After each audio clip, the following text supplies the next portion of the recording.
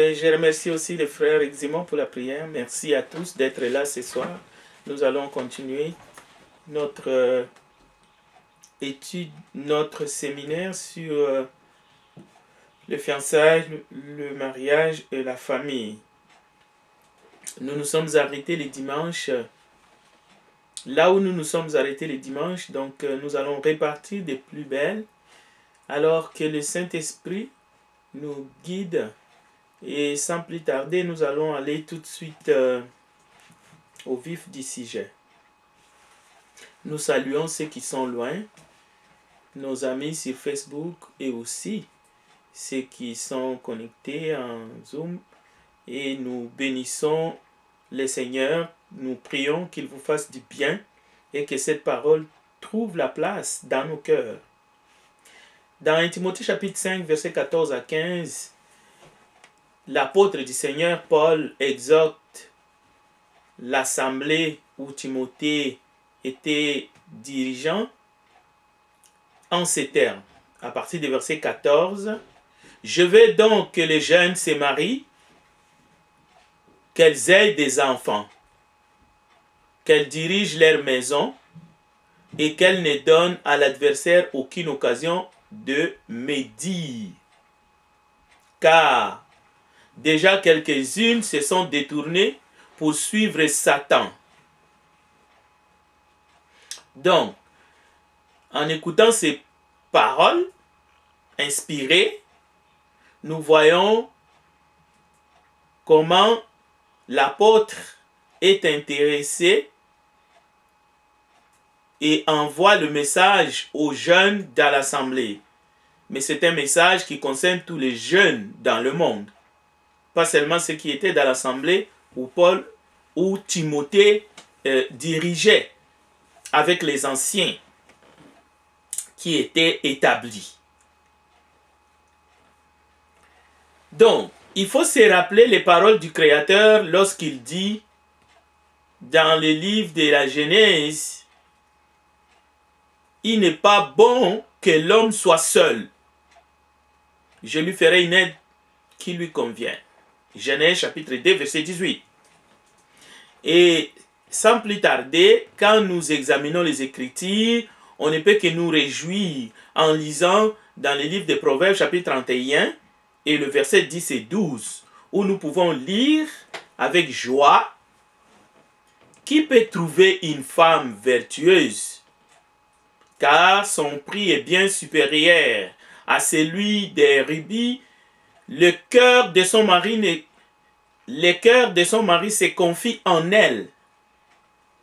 Et il n'a pas besoin de butin. Elle lui fera du bien et non du mal tous les jours de sa vie. » Donc, on voit le rôle de la femme auprès de son mari et bien entendu, c'est réciproque. Alors, toutes ces paroles, ce ne sont pas des paroles en l'air parce que nous vivons dans un monde désordonné, c'est-à-dire un monde où les humains ont fait les choses dessus-dessous. Si les humains décident de chambouler complètement dans les champs, comme on dit, de créer une forme de désastre, donc la parole de Dieu est là pour nous ramener à la raison. Donc, en créant la femme, Dieu lui donne un mari. Il est question d'Ève qui est créée et Dieu l'amène vers Adam. Plus tard, il y aura des enfants dans cette union. Mais dès que les enfants sont dans le foyer, une fois que le couple est uni devant Dieu, il y a tout un service, il y a toute une organisation, il y a tout un programme. Et ce programme-là n'est pas le chef-d'œuvre de l'humain. Non, ça vient du Créateur. L'éducation, la discipline, la formation, pour que ces enfants deviennent des hommes faits. C'est-à-dire les instructions viennent du Créateur. De la même façon, nous ne savons pas comment les animaux ont reçu les mêmes instructions. Quelqu'un me dira, mais écoutez, il n'y a que quelques années que nous commençons à lire la Bible? Pourquoi voulez-vous nous conscientiser ou essayer de nous culpabiliser parce que toutes ces choses-là, on ne les savait pas avant? La réponse est simple. Comment est-ce qu'une mère éléphant protège ses enfants? Est-ce que elle a lu la Bible?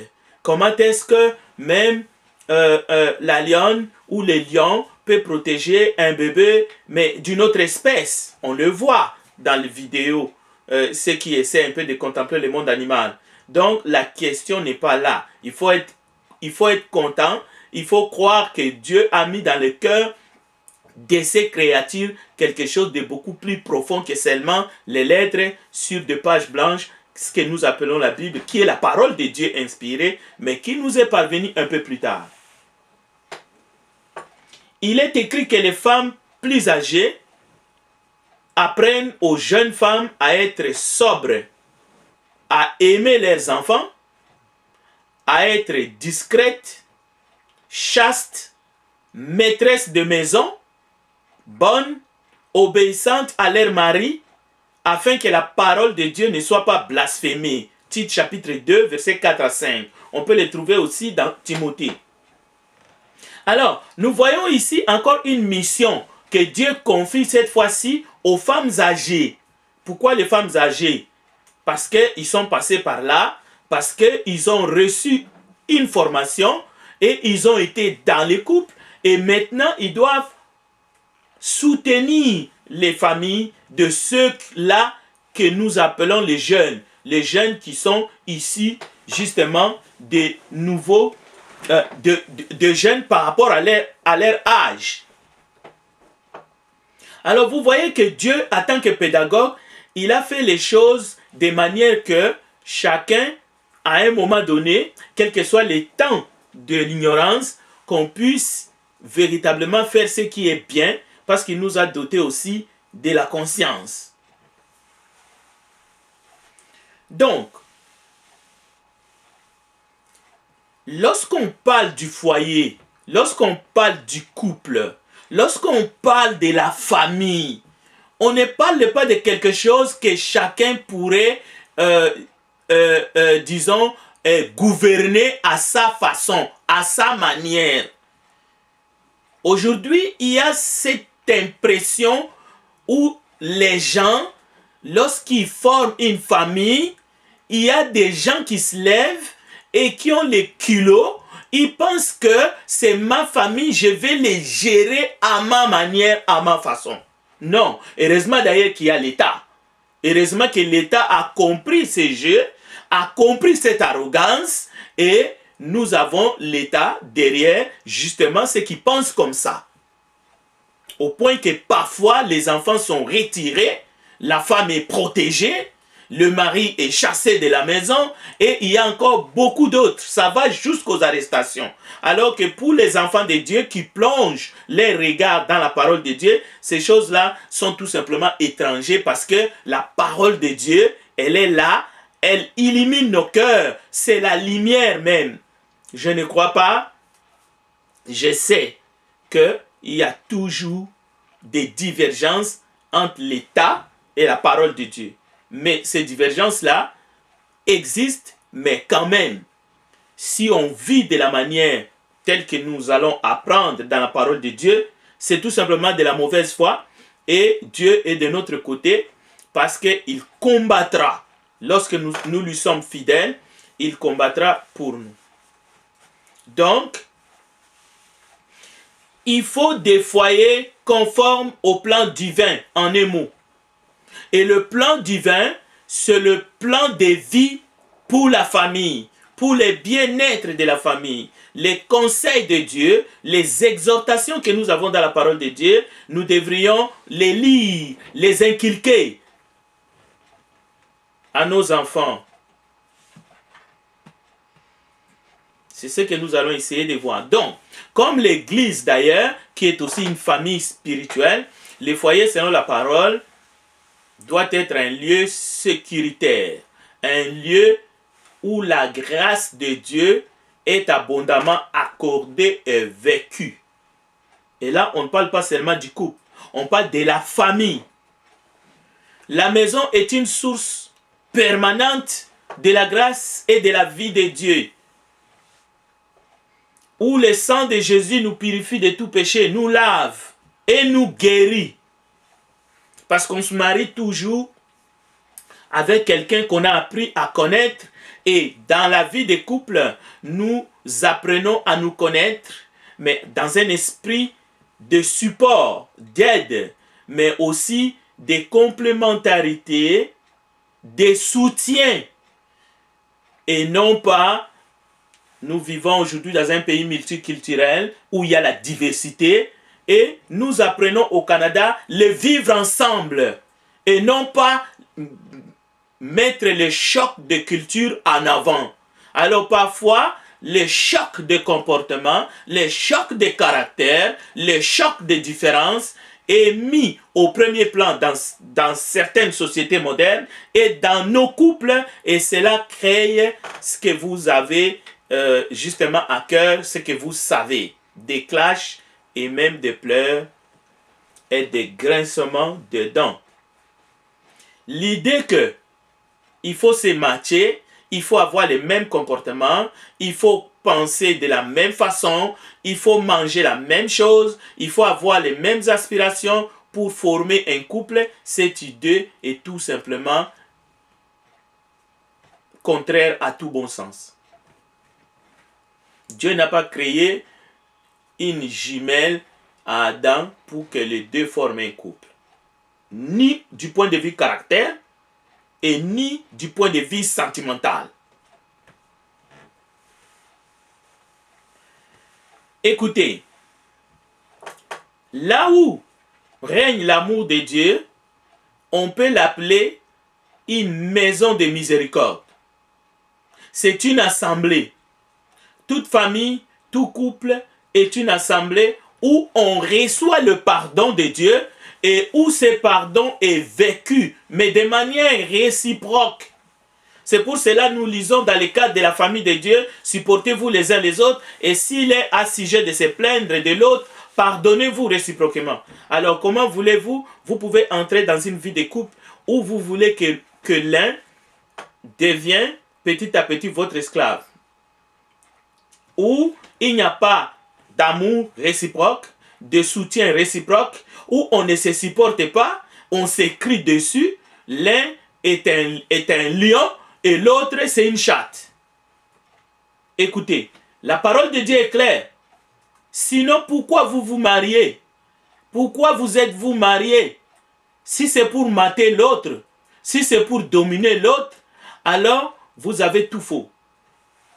Supportez-vous les uns les autres, et s'il est à sujet de se plaindre de l'autre, pardonnez-vous réciproquement. Voilà ce qui devrait dominer dans la vie des couples et dans la vie des familles.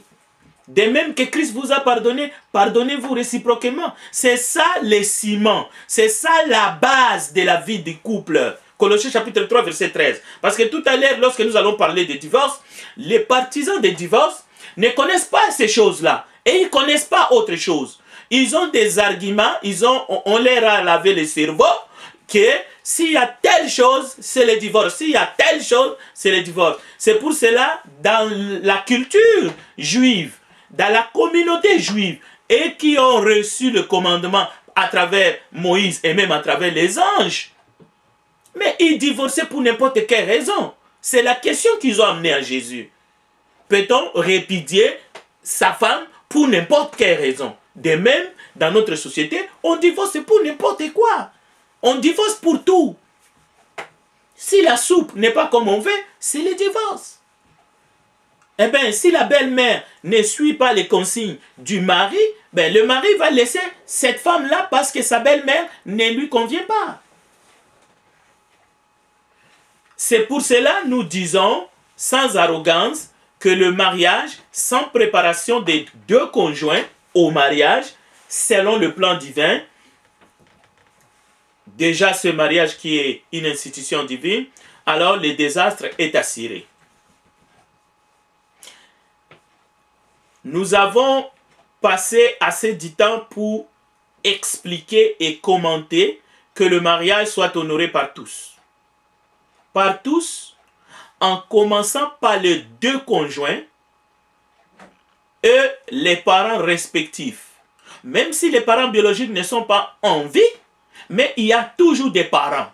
Il y a des oncles, des tantes. Donc, le mariage doit être honoré en commençant par les deux conjoints. Et l'environnement proche, c'est-à-dire les deux familles, les deux parents des deux côtés. Et les lits conjugal, exemple de tout suivi. Et nous avons aussi passé du temps à insister que l'homme ne sépare point ce que Dieu a joint.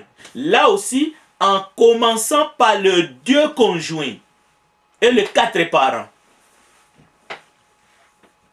Et la société et les amis viennent par la suite. Parce qu'il y aura toujours des amis, il y aura toujours des mauvais conseillers qui tenteront, qui s'érigeront comme des ennemis du couple et de la famille. J'ai bien dit, les ennemis du couple et de la famille sont légion. Parfois, c'est des ennemis, c'est des amis proches, c'est des connaissances proches, des gens qui vont s'immiscer pour séparer ce que Dieu a joint. Parce que tout ce que Dieu a fait, c'est beau, même les diables et ces démons, ils sont allés dans le jardin d'Éden parce qu'ils voulaient séparer ces couples que Dieu avait placés dans cet endroit. Donc, il faut savoir ces choses. Qu'arrivera-t-il à celui ou celle qui sépare ou qui séparera les conjoints qui sont unis devant l'Éternel par les liens du mariage? Saviez-vous que la plupart des divorces commencent soit par l'un des deux conjoints ou par les parents de l'un ou l'autre du couple qui ne veulent plus que leur enfant, leur fils ou leur fille reste avec ses partenaires à cause d'une faute plus ou moins grave qui a eu lieu après le mariage. Alors, parfois, sans aucune raison valable, ça pourrait être simplement par racisme ou tout simplement parce que on a préféré un mariage mono-ethnique, une femme du village ou un homme du village qui se marie avec notre enfant, mais on a été dépassé parce que notre enfant a trouvé son âme sœur au-delà des coutumes et du village. Alors, on va tenter par des essais, par des fausses accusations, par des manigances et par des manipulations pour séparer justement, et on va trouver toujours quelque chose. Comment ça se fait que vous êtes déjà ensemble depuis 5 ans, il n'y a pas d'enfant qui arrive, peut-être que l'autre est malade, ainsi de suite, et ils vont tenter de vous séparer. Et n'oubliez pas qu'il y a toujours un esprit derrière, c'est l'esprit d'Antichrist, c'est l'esprit diabolique, et beaucoup d'hommes et de femmes se séparent sans savoir qu'il y a un esprit derrière qui est en train de jouer ce rôle avec des agents qui sont des humains qui veulent que le couple se casse. Mais n'oublions jamais qu'il est écrit, l'homme quittera son père et sa mère et s'attachera à sa femme et les deux ne feront qu'une seule chair. Ils ne sont plus deux. Quelle que soit la maladie qui peut survenir, quelles que soient les difficultés, ça peut être un manque d'emploi, ça peut être la pauvreté. N'oubliez pas que les ennemis du couple sont de plus en plus nombreux dans nos sociétés modernes. On veut quelqu'un qui est, entre guillemets, responsable, mais en réalité, non, ce n'est pas un homme responsable qu'on veut, on veut un riche. Bon. 1 Corinthiens chapitre 7. J'ai dit cela avec condescendance. Je suis au verset 6. Condescendance signifie ici arrogance. Et ce n'est pas moi qui l'ai dit, c'est l'apôtre du Seigneur qui parle. Parce que c'est un sujet délicat. Nous ne voulons pas montrer de l'arrogance, mais nous voulons dire l'ainsi dit le Seigneur. C'est pour cela, l'apôtre du Seigneur, il vient avec des mots, il choisit ces mots. Il dit, je ne dis pas cela avec condescendance, avec arrogance, comme certains le pensent. Ce qui condamne Paul avant même de l'écouter. Et dit, et il continue, je n'en fais pas un ordre. Écoutez, si l'apôtre s'humilie, si l'apôtre est humble, à combien plus forte raison nous, les prétendants, ceux qui veulent aujourd'hui s'engager dans les liens de mariage, les fiancés, ou ceux qui sont déjà unis devant l'Éternel. dans les églises, dans les édifices religieux, devant les maires. Vous avez prêté serment. Vous avez juré fidélité. Alors, l'apôtre dit non, ce n'est pas avec arrogance. Le verset 7. Je voudrais que tous les hommes fussent comme moi, mais chacun tient de Dieu un don particulier. L'un d'une manière, l'autre d'une autre. À ceux qui ne sont pas mariés et aux veuves, je dis qu'il leur est bon de rester comme moi. Mais s'ils manquent de continence, qu'ils se marient, car il vaut mieux se marier que de brûler. Et le verset 10. À ceux qui sont mariés, j'ordonne, non pas moi, mais le Seigneur. Plus clair que cette parole, ça n'existe pas. Et on ne peut pas forcer les Écritures. Continuons la lecture. Nous sommes au verset 10. Que la femme ne sépare point, c'est que la femme ne se sépare point de son mari. Vous voyez? Honorer le mariage, ça commence par les deux conjoints. Que la femme ne se sépare point de son mari. La femme aura toujours tendance de quitter les liens de mari, les liens, disons son ménage, les liens conjugaux, parce que on dirait qu'elle s'est trompée disons du candidat, parce qu'elle ne trouve pas tout ce que son cœur désire. Ses envies ne sont pas comblées à 100%. Elle ne se contente pas de ce qu'ils ont. Elle veut plus. Écoutez, si elle est séparée, qu'elle demeure sans se marier ou qu'elle se réconcilie avec son mari. Nous avons commencé par la parole de réconciliation ce soir. Nous avons commencé par le pardon. Ce n'est pas parce que Frédéric vient d'une culture extraordinaire ou que moi je suis mieux que vous. Non, c'est parce que nous lisons dans la parole de Dieu. C'est ce que la parole me demande d'enseigner. Et je ne peux pas enseigner autre chose. Si vous parlez de divorce, mais vous ne parlez pas de la réconciliation, vous ne parlez pas du pardon, cessez de tenir la Bible dans vos mains. Fichez le camp, allez enseigner peut-être, je ne sais pas moi, quel livre de vertu. Mais si vous tenez la Bible dans vos mains, vous devez comprendre que la parole de Dieu exige justement ces vertus, ces valeurs. Écoutez, et que le mari ne répudie point sa femme. Il ne s'agit pas que le mari ne répudie pas. Non, point sa femme. Même si la soupe elle n'est pas bonne, il faut peut-être envoyer son épouse dans une école où on apprend à faire de bons menus. Aux autres, ce n'est pas le Seigneur. L'apôtre précise, c'est moi qui dis, sans arrogance. Si un frère a une femme non croyante, qu'elle ne consente et qu'elle consente à habiter avec lui, qu'il ne la répudie point. Et si une femme a un mari non croyant, qu'il consente à habiter avec elle, qu'elle ne répudie point son mari. Car le mari non croyant est sanctifié par la femme et la femme non croyante est sanctifiée par les frères. Autrement, vos enfants seraient impurs, tandis que maintenant ils sont saints. Si les croyants se séparent, qu'ils se séparent. Les frères ou la sœur ne sont pas liés dans ces cas-là. Dieu nous appelle à vivre en paix. Car que sais-tu femme si tu sauveras ton mari, ou que sais-tu mari si tu sauveras ta femme, seulement que chacun marche selon la part que le Seigneur lui a faite, selon l'appel qu'il a reçu de Dieu.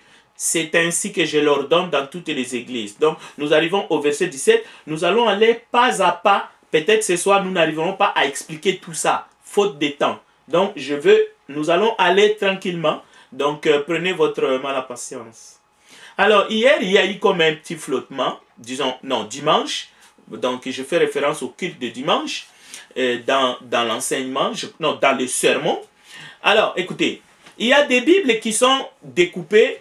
Toutes les Bibles ne sont pas découpées de la même façon. Les chapitres et les versets, comme je vous ai dit, ne font pas partie de l'inspiration. Ok? Donc, ça n'a rien à voir non plus avec que telle Bible est fausse, telle Bible est bonne. Non, non, non. C'est juste la manière de découper. Alors, Ecclésiaste 11, verset 9 existe dans certaines versions. Mais, peut-être dans votre version, c'est Ecclésiaste 12, verset 1. Alors, je vais lire ce texte pour que ces flottements soient définitivement clairs et pour rappeler aux jeunes, justement, parce qu'il est question de jeunes aussi. Ecclésiaste 11, verset 9. Réjouis-toi, jeune homme, dans ton adolescence. Donc, dans d'autres versions, on parle de jeunesse.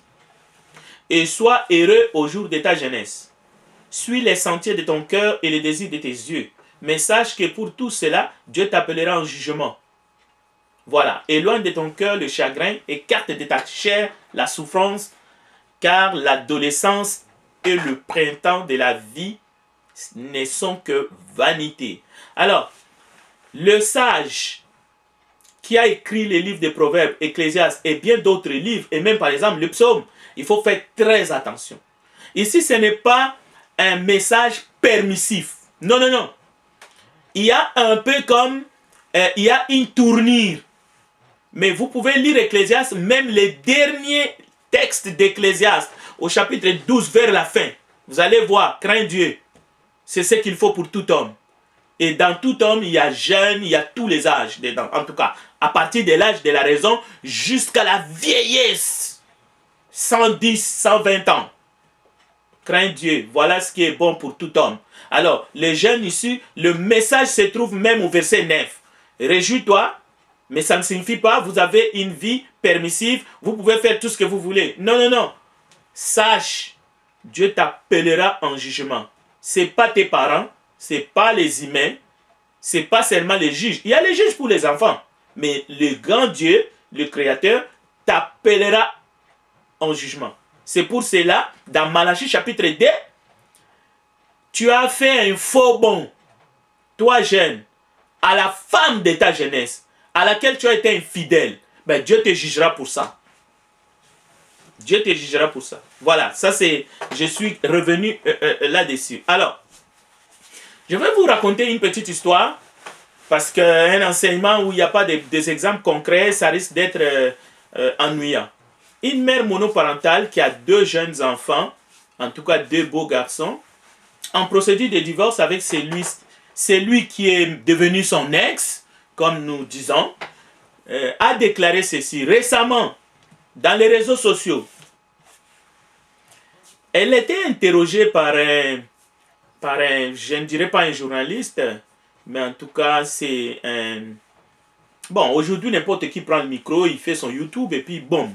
C'est pas un journaliste, on peut dire c'est un chroniqueur, voilà, par un chroniqueur ou une chroniqueuse. Alors, à cause de ces exhibitions dans les réseaux sociaux, étant donné que son ex est connu comme étant un serviteur du Seigneur, mais aussi son père biologique aussi est connu comme étant un serviteur du Seigneur.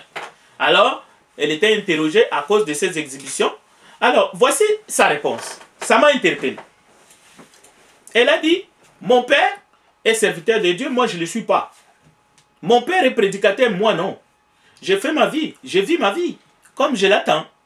Donc, ça va avec l'esprit du monde. Beaucoup de jeunes diront la même chose. Et d'ailleurs, pourquoi? C'est parce qu'aujourd'hui, la normalité pour les jeunes, c'est d'être conforme à tous les jeunes.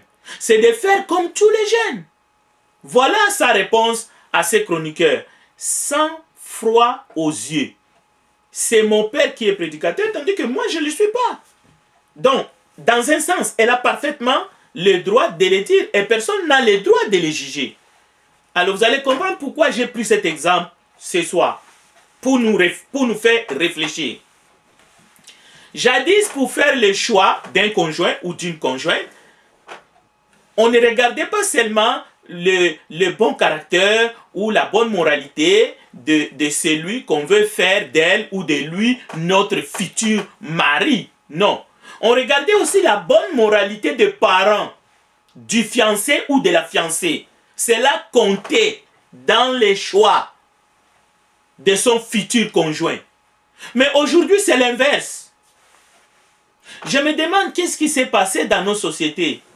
On ne tient plus compte de cela. Des personnes se racontent, écoute, ce que ma mère fait ne te regarde pas. C'est ma mère, mais regarde seulement moi. Les garçons vont dire pareil. Je ne sais pas ce que vous pensez, de cela. Nous remarquons que les enfants de ceux-là qui ont des parents qui ont une bonne moralité, ou qui sont des prédicateurs, ou des pasteurs comme on dit, ces enfants ont même des difficultés à trouver une âme sœur. Pourquoi? Ils sont sujets de moqueries. Hein, veux-tu épouser la fille d'un pasteur? Voyez? Et ça, c'est quelque chose que nous remarquons. C'est comme si, là où on devrait peut-être se réjouir, écoutez, ses parents sont d'une bonne moralité, ses parents craignent Dieu. Non, ça devient un problème. Ça devient un problème. Tu risques d'avoir des problèmes. Parce que ces gens-là ne sont pas, ils sont pas dans les normes de notre société. Où allons-nous? Où allons-nous? Il faut se marier avec une fille qui a des parents cascadeurs, qui ont eu des déboires avec la justice dans les pays, ainsi de suite. Parce que notre jeunesse aujourd'hui, ce qu'on définit comme la normalité, au fait, c'est la perversion. Allez-y comprendre. Même si on dit tel père, telle mère, tel père, tel fils, telle fille, telle mère, tel père, tel fils, aujourd'hui, on s'en fiche de savoir qui sont les parents de ton prétendant ou de ta prétendante. Et après, mes beaux-parents ne m'aiment pas. Et tout ce que vous voulez. Et on veut sortir de son contrat de mariage. Parce que, regardez, si tu es quelqu'un qui prie vraiment, Dieu peut te montrer, peut-être Dieu peut te parler, pas directement à travers le comportement de la personne qui vient vers toi, ou qui te dit je t'aime, mais peut-être à travers le comportement de ceux qui sont ses géniteurs. Mais si tu fermes les yeux, tu t'en vas comme une brebis qu'on amène dans l'abattoir. Et ça, il faut en tenir compte, jeunes gens. Si tu passes par-dessus, ok, c'est ton problème. Mais les conseils, personne ne pourrait porter la charge, même pas de ses parents. La parole de Dieu a déjà dit que l'adage, les pères ont mangé des raisins, ce sont les dents des enfants qui sont agacés, c'est fini en Israël. Mais écoutez, au moins, discutez-en avec ton partenaire pour savoir s'il appuie ses parents dans les désordres ou s'il se désolidarise, si les faits sont connus, si les comportements sont connus et que ces comportements sont en dehors de tout bon sens. Au moins, discutez-en même avant les fiançailles. Avant d'accepter la bague des fiançailles, parlez-en pour être sûr que mon partenaire, mon futur, ne soutient pas la banalité et tout simplement les déboires. Parce qu'aujourd'hui, on peut savoir si les parents de ton futur consomment de la drogue, par exemple. On peut le savoir, c'est très facile. Alors, il faut en discuter avec son partenaire. C'est un conseil. Parce que nous trouvons dans la parole de Dieu que le mariage, ce n'est pas seulement deux personnes qui se racontent, il y a aussi la dimension familiale parce que les deux familles donnent leur consentement et appuient justement cela. Cela, ça compte. Une personne qui déclare ouvertement, j'appuierai toujours mes parents, quoi qu'il arrive, mes parents passent avant tout, c'est ma famille ou rien, ce qu'ils font ne te concerne pas, peut-on vraiment aller en mariage avec une telle personne? C'est un gang de malfaiteurs. Moi, je ne donnerai pas mon avis ou mon accord à quelqu'un qui va soutenir le mal. Je m'éloignerai. Un foyer chrétien est une famille où le Créateur est honoré, reconnu comme le chef de toute la création. C'est pour cela que nous avons lu chaque maison est construite par quelqu'un. Mais celui qui a construit toute chose, c'est Dieu. Hébreux chapitre 3, verset 4. Donc le foyer, selon la Bible, c'est là où le Créateur et son Christ sont reconnus et appréciés. Donc, ce sont des principes qu'il faut tenir compte avant d'aller plus loin. Parce que nous prêchons la parole de Dieu, nous devrions donner un sens justement à notre jeunesse et même à nous qui sommes mariés, nous pouvons nous examiner si nous avons bien fait les choses, mais c'est pour nous aider à nous supporter les uns les autres, parce qu'on ne peut plus faire marche arrière. Le plus grand cadeau, le plus beau que l'Éternel donne à l'humanité, c'est le couple. D'abord, on sait, c'est le don à l'humanité, notre Rédempteur, Jésus-Christ qui est venu mourir pour nos péchés. Mais, on ne peut pas mettre le Christ sur ce rang, mais le plus beau cadeau à l'humanité, à toute société, c'est le couple. Comme vous le savez, que l'homme et la femme, unis dans les liens du mariage, où la fidélité et l'amour règnent, la Bible dit, c'est là que l'Éternel descend toutes ces bénédictions. Et même une société qui n'a pas de famille stable, des familles fortes, où on élève les enfants dans la crainte de l'Éternel avec une bonne éducation, cette société sera faible. Les politiciens le disent tout haut et plus fort que moi. Donc, dans la Bible, nous voyons une description de la perversion du genre humain, où la corruption et le péché, la rébellion commencent. Où? Dans les couples, dans les premiers couples. Alors, nous devons en parler.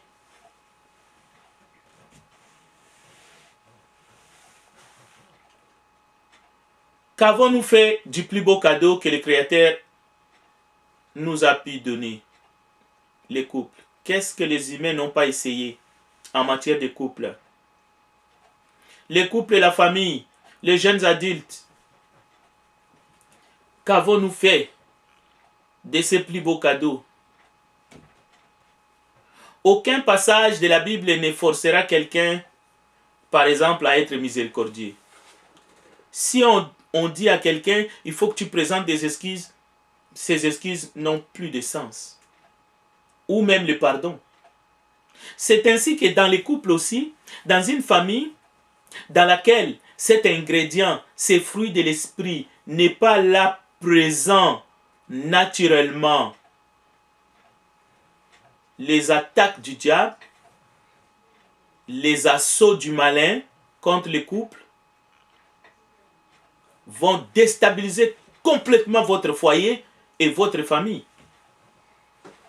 Vous savez que la femme se dresse toujours d'abord contre son mari et le mari fait la même chose. L'ennemi, dans notre société, fait tout pour dresser les enfants contre leur père ou contre leur mère. C'est comme ça que petit à petit, le feu embrase la famille. Les discussions commencent par exemple au sujet des enfants, ou simplement tu ne te comportes plus bien comme à nos débuts. La femme reproche à son mari quelque chose et le mari reproche à sa femme quelque chose. Parfois c'est les amis. Tu es trop avec tes amis, mais tu ne passes pas du temps avec moi. Donc vous voyez, ça vient de l'extérieur et ça embrase les couples. Tu passes trop du temps dans ton travail, mais moi, tu es en train de prendre des distances avec moi. Tu es trop enfermé dans ton travail. Donc, c'est toujours quelque chose qui vient mettre du feu dans cette union, dans cette institution divine. Et si la mère manque de spiritualité, la mère va dresser les enfants contre le père. La même chose, si le père n'a pas de spiritualité, le diable va passer par le père. Quand la mère n'est pas là, vous savez, votre mère ne vous aime pas. C'est moi qui fais tout. Faites ceci, faites cela. Et voilà, petit à petit, le feu embrase la famille et paf, c'est le divorce. C'est une maladie grave que nous devrions discerner et essayer de chercher la force en Christ et d'appliquer son baume, son sang, son pardon, sa miséricorde, afin que nous puissions surmonter ces épreuves. Au lieu de laisser nos complexes d'infériorité, nos complexes de supériorité détruire ce que nous avons de plus beau, les couples, la famille, ce que nous avons de plus belle. On se raconte des mensonges. Il y a des gens, s'ils ne mentent pas, il se sent dévalorisé. Il doit toujours inventer un truc pour mentir, pour se sentir valorisé. C'est ça qui détruit la famille. Donc, nous devons rester unis.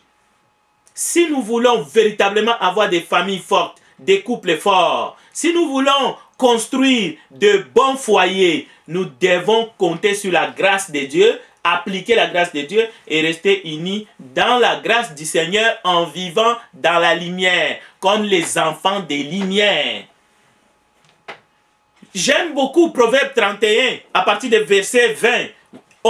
Il est question de la femme. La Bible dit, elle ouvre la bouche avec sagesse et des instructions aimables sont sur sa langue. Elle veille sur ce qui se passe dans sa maison. Elle ne mange pas le pain de paresse. Ses fils s'élèvent et la disent heureuse. Son mari s'élève et lui donne des louanges. Et le mari doit faire autant. Il est quelle heure? 50. 19h50. D'accord. On va avancer un peu. Dans 5 minutes, je vais m'arrêter. Bon.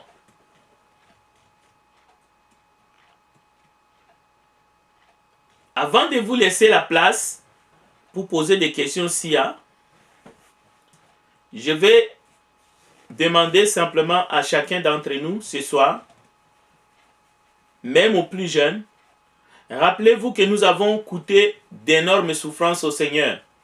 Et pas seulement d'énormes souffrances. Il est mort pour nous racheter de nos péchés, Jésus-Christ. Mais, pas seulement pour nous racheter de nos péchés, mais pour nous arracher à la puissance de Satan et à la puissance du monde, du siècle présent. C'est le grand motif pour ne pas nous y replacer, pour ne pas redevenir esclaves de Satan et des hommes. Cela veut dire, vous devez savoir que votre présence ici-bas sur la terre, c'est pour servir le Seigneur qui nous a rachetés, qui a payé le prix pour que nous puissions nous réconcilier avec Dieu. Alors, le Seigneur veut des hommes et des femmes libres, c'est-à-dire affranchis de toutes les considérations du monde, de toutes les pensées mauvaises du monde. Alors, si vous choisissez les mauvaises conditions dans lesquelles vous voulez tenter de vivre, vous pouvez choisir un pays où vous voulez aller, vous exiler, un milieu social que vous avez choisi. Il y a des gens qui choisissent d'entrer dans des milieux qu'ils savent qui sont compromettants. Vous pouvez choisir un type de travail qui vous a servi complètement et totalement. Vous pouvez choisir un partenaire douteux ou douteuse. 1 Corinthiens 7 nous exhorte, avant de décider n'importe quel changement dans votre vie, avant d'accepter qui que ce soit comme partenaire de vie, soyez sûr que c'est bien selon la volonté du Seigneur. Pourquoi? Parce que vous avez été racheté à un grand prix et ne devenez plus esclave de qui que ce soit. Cela veut dire, il faut toujours envisager de vivre honorablement. Parce qu'une fois que vous avez mal choisi, c'est pour cela, je vais terminer simplement en disant, il y a plusieurs types d'unions matrimoniales. Il y a plusieurs types de candidats dans cette union matrimoniale. Donc, avant d'être lié avec quelqu'un, cherche à savoir pourquoi cette personne s'intéresse à vous. Seulement à vous. Il y a celui ou celle qui va demander ta main juste parce que tu es belle ou juste parce que tu es beau. Il y a les partenaires qui te veulent pour que tu lui donnes un peu de ton argent. L'autre viendra parce qu'il est ou elle est à la recherche d'un amour et une affection, mais à sens unique. C'est-à-dire, il veut se faire aimer ou elle veut se faire aimer. Elle cherche quelqu'un qui va l'aimer. Alors, une telle personne, n'attendez pas que lui ou elle va vous aimer. Elle ne vous aimera jamais. L'autre viendra parce qu'il est ou elle est à la recherche de quelqu'un à qui il va ou elle va dépendre, mais à 100%. Les jours que tu ne démontres plus assez d'attention et d'amour envers lui ou envers elle, elle te quittera. Parce qu'elle était à la recherche d'une attention particulière. Donc, c'est facile à détecter avant même les fiançailles, les conjoints à épouser qui devraient démontrer qu'ils t'aiment, pas pour un intérêt quelconque, mais d'un amour propre et sans aucune condition. Parce que Dieu avait créé l'homme et ensuite la femme pour que les deux s'aiment réciproquement et sans condition. Adam n'avait pas posé une condition quelconque à Ève, son partenaire, et vice-versa. 55. Alors, je vais m'arrêter ici afin que chacun, si vous êtes dans le couple, demandez à votre conjoint qu'est-ce qui s'est passé, comment ça se fait que nous sommes ensemble. Mais si vous n'êtes pas encore marié, attendez les Don Juan et regardez-lui droit dans les yeux. Pourquoi est-ce que vous me voulez? Y a-t-il une raison particulière? Est-ce que c'est ma beauté qui t'attire? C'est mon corps?